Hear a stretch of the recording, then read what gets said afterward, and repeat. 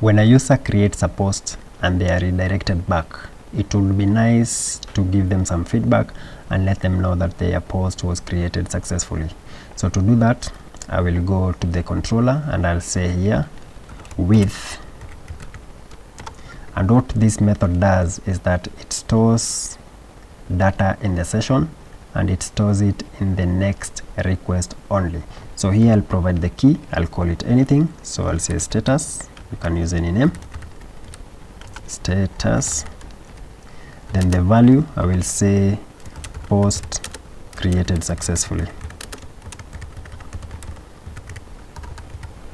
then save. So to show this value, just go to the page that you will be redirected to, and here you will use the @if directive, and you will say if session has the key we called it status, if that is true, then you can output the value. And to output the value, you can just come here and I will use a p tag or p tag, good.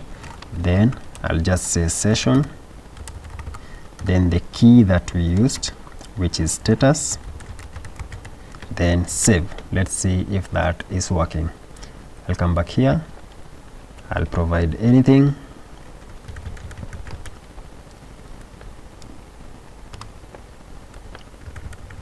then submit, and there we go, we have a feedback, post created successfully. I can as well style this a bit, so come here and give it some styling, save, come and try something else, different image, then submit, and there we go, this looks better. So now in the next lesson, let's see how we can display the blog dynamically. As of now they are hard coded, let's see how we can display them here dynamically. And as always, if this video has been of any help to you, kindly consider supporting my work by subscribing, liking and commenting. Cheers.